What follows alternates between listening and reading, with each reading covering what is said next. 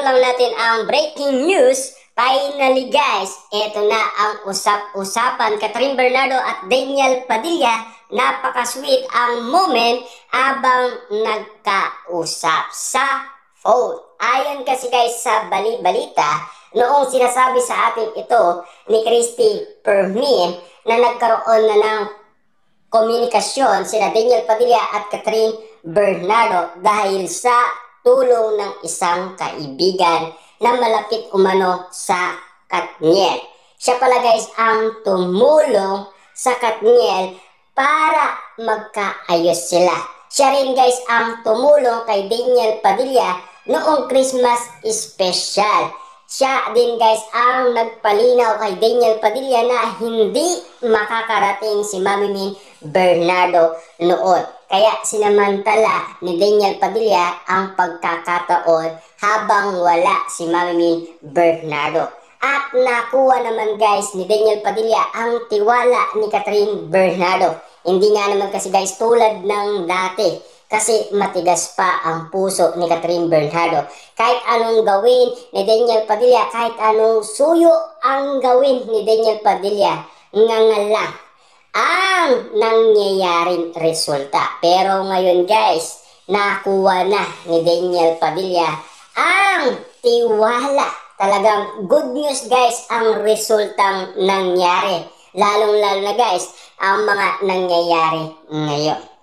Ayan kasi guys sa bali-balita, continuation pa rin guys. Ang bali-balitang magka-chat pa rin sina Daniel Padilla at Catherine Bernardo sa isa't isa. At kitang-kita yan guys na pinag-uusapan daw ng mga kaibigan ni Catherine Bernardo at Daniel Padilla. Ito kasi guys ang napapansin nila at ito rin ang napapansin nila kina Daniel Padilla at Catherine Bernardo na mukhang meron daw silang itinatago. Ibig sabihin, merong tinatagong lihim sina Daniel Padilla at Catherine Bernardo. Kung bakit nga naman guys, tuwing sila ay mag-isa, parang napakasaya nila at kilig na kilig pa rin sila sa isa't isa. Ibig sabihin, talagang napaka-sweet siguro ng mga chat ni Daniel Padilla at napaka-sweet naman guys ng reply ni Catherine Bernardo kay Daniel Padilla. Kaya nga naman guys, kapansin-pansin lahat ng mga nangyayari ngayon na talagang kilig na kilig pa rin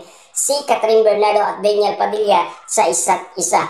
Pero sa dalawang marites guys tulad ni Christy Permin at Ogie Diaz, wala na daw yung kilig sa Katniel. Kaya nga naman guys, hindi na daw gusto ng isa't isa dahil naka-move on na. Pero ngayon guys, kita nyo naman ang nangyayaring bali-balita ngayon.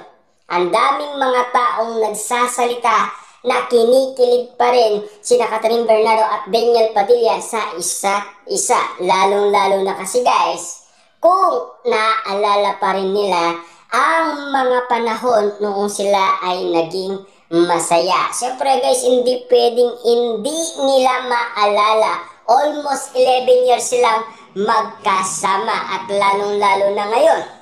Kita nyo na siguro guys ang nangyayari. Before guys sinabi sa atin ito ni Sian Gasa na 99.9% nagkaayos at nagkabalikan na ang Katniel. Ayon sa kanya guys, paliim umano nagtatagpo sina Catherine Bernardo at Daniel Padilla. Ibig sabihin, tamang-tama ang sinasabi ng kanyang source na talagang meron lihim na pangyayaring hindi nating nalalaman na ginagawa ni Daniel Padilla at Catherine Bernardo. At lalong-lalo na guys, dahil sa lihim na pagtatagpo ni Catherine Bernardo at Daniel Padilla, hindi nakatiis umano guys si Catherine Bernardo at nagsalita sa pamilyang Bernardo na gusto niya makipagbalikan kay Daniel Padilla. Bagamat guys galit pa rin ang pamilyang Bernardo at tutol sila kay Daniel Padilla, gumawa ng paraan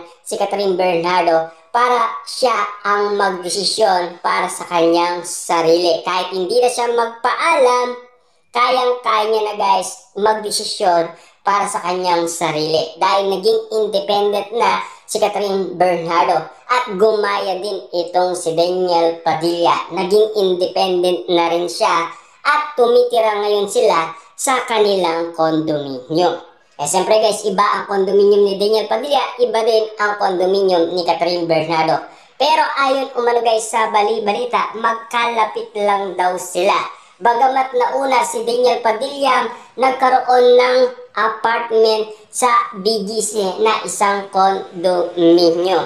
Pero ayon kasi guys sa bali-balita, sinusundan kasi guys ni Catherine Bernardo si Daniel Padilla, kaya siya tumira sa kanyang condominium sa BGC. Pero noon, sinusundan ni Daniel Padilla si Catherine Bernardo dahil sa sinusuyo niya muli ito. Na dahil sa mga pangyayaring bali-balita guys, na alam naman natin nagkamabutian na sila, hindi lang natin alam kung ano nga ba talagang level or anong meaning ng kanilang pagkakaayos. Ayon kasi guys sa iba't ibang bali-balita, sila ay magkatropa lang at magkaibigan.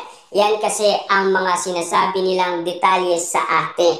Bagamat guys nagkaisa ang bawat tao na parang nagkabalikan na daw ang Katniel dahil sa lahat ng mga nangyayaring bali-balita ngayon. Lalong-lalo na guys sa mga issue at intrigang nagtitrending at nagbabiral ngayon, siguradong magiging patok ang balikan Katniel na pinag-uusapan ngayon, na talagang kilig na kilig guys ang karamihan dahil napapawaw sila sa kanilang nababalitaan. At siyempre, nababaliw na ngayon guys ang mga Delulu fans na mga Katniel fans dahil sa mga pangyayari. Pero noon, nagbabardagulan sila. Pero ngayon, nagtutulungan na.